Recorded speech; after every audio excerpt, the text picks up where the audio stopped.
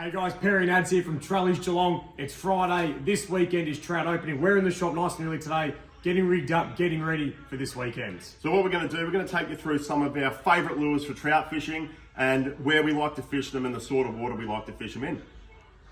All right, so myself, I'm heading to Thornton this weekend. It's going to be busy, but you know that when you go to Thornton, it's a very popular area. It's heavily stocked. They put the stonkers in there and there's heaps of wild trout. So for me, I'm probably going to start with one of the bigger Rapalas. It's very hard for me to go past a Rapala, typically the F model. So that there is an F7 in the brown trout color. It's probably one of my favorite trout lures for that bigger water. So they do that in a 9 and a 7. So the 9 and 7 means 9 and 7 centimeters. Just that good size for those big, wider rivers with big trout, just like the Goulburn around Thornton. We're also going to be fishing some of the smaller streams in the area. We are going to spend the weekend up there. So I'll be throwing, that's the same lure there in a 5 centimeter and the sinking version. That's the CD from Rapala. I know I'll talk about Rapala a lot, but they are my favorite for trout. Also, another really good one from Eco Gear, we've got the MX48, the MW62. So again, similar profile. It's just that good bite-sized minnow shape. Smaller bib there because you don't want them too deep diving in those trout streams. And a very good color range for trout. So a couple of different sizes there. And I like to pick my size of lure depending on the size of water I'm fishing and size of trout that I expect to encounter. But as you can see, I'm a big fan of shallow diving sort of jerk minnow lures for trout. And really looking forward to it. And I'm going to throw some bigger lures as well when I get to Thornton, where the river below Thornton, it really gets wide. So I'll throw lures even up to 11 centimeters. So that's the F11 from Rapala in natural colors.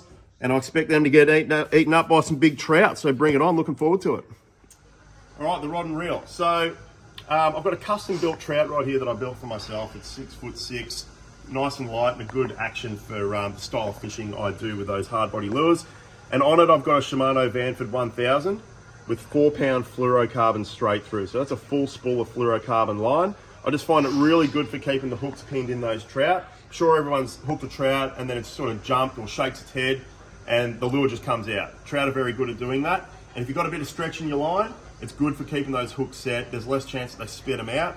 And I found that little bit of stretch in the main line very forgiving on those bigger trout too. Like those stonkers, last year I caught plenty of 3 kilo, probably some even pushing 4 kilo at Thornton in the Goulburn on this line and reel and rod. And it did it no dramas, but it's also perfect for your smaller trout too.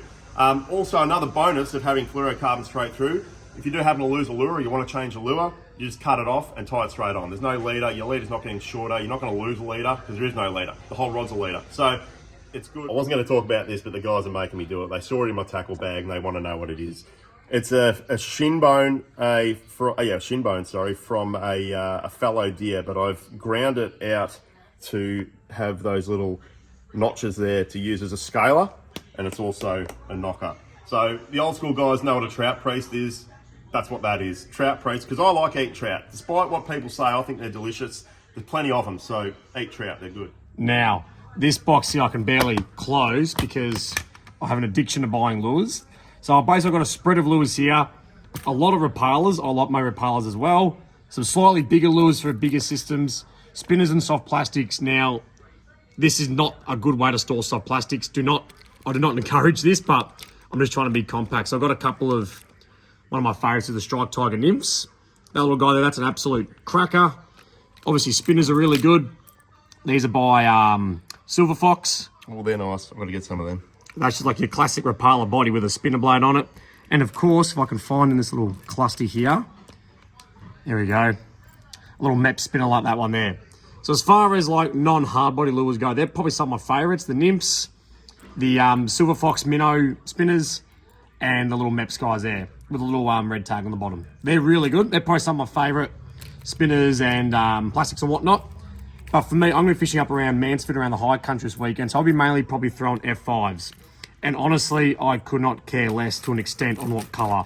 I probably won't go something too crazy, but as long as it's something natural like those there, I'm going to have the utmost confidence that they're going to catch a few trout. Not saying that's a guaranteed thing, but that's probably where most of my confidence is. If I do go into some smaller parts of the river, I've got some smaller stuff here, like some old F3s, some CD3s. That's an old CD1. That's an old school one. And then here, a bunch of small hard bodies that are all tangled like no tomorrow. But there's a couple of Rapala X4s, Eco Gear MX48s. That's a Bastay Sugar Minnow 40, I believe. And even like little evergreen jointed lures like that. So in there's a bunch of just, I have to find a better way to put them in later. But that's basically my box. I'd suppose my favourite 3 lures would be the F5s. I really like my Rapala X4s and X6s. And probably little nymphs like that. They're probably my go-to lures, I reckon, for trout. All right, my rod and reel. Well, lure first because it's here. I'll be using an F5 myself. As I said, it's probably one of my most trusty lures, one I've got the most faith in. And then one thing I also do, don't know how well you're going to be able to see it, I've got a little decoy clip on there because I tend to change lures very often. So that way I can change lures, and that being a very tiny clip, it's not going to impede the action of the lure. The fish aren't going to notice it. Like, some people argue that they will see it, but I mean, how many lures have a split ring on the top at a packet? So yeah, that's my opinion anyway. I've got a little 6-foot rod here because I'm going to be fishing pretty small rivers. So a lot of tree cover, so something nice and compact so I can do little small casts is ideal. I've got about 2 or 3 meters of 4-pound fluorocarbon leader. I still run braid for the moment. I just run along the leader. I know I just like braid on my rod, just a personal preference thing for now. And I'm running like a 1,000 or like a small 2,000 size reel on that. You can go with 2,500, but that's pretty much what I run. It's all pretty small. The rod's got a bit of grunt down low, so if I do happen to hook something a bit bigger, which is usually pretty unlikely the system I'll be fishing, I'll be up in the high country, around Mansfield area. I'm not really like to hook a massive fish, but I've got the grunt if I need it, but it's got a nice soft tip so I can punch those lures out, and it's not going to be pulling hooks, fingers crossed, too often. So that's probably my rod and reel of choice. All right, well, to sum it up, where I'm going to the Goulburn River, I've got my F9, my F7, my CD5, and the MX48. No, it's not, the NW62, and the Daiwa Dr. Minnow. So these are my top 5 lures I expect to be throwing this weekend. My little lineup here, little MEP spinner, Strike Tiger Nymph 1 inch, Rapala XR4, Rapala F5, and a double clutch shallow 75. I know I didn't mention it in the video, but if I am going to be in a bit bigger area or a bigger river part, I'll be throwing this bad boy here. So that, to sum it up, would be our, that's us, probably between us, top 10 trout lures for 2024-2025 season. Well, come and see us in store if you're keen on trout fishing or you want some tips or ideas of where to go.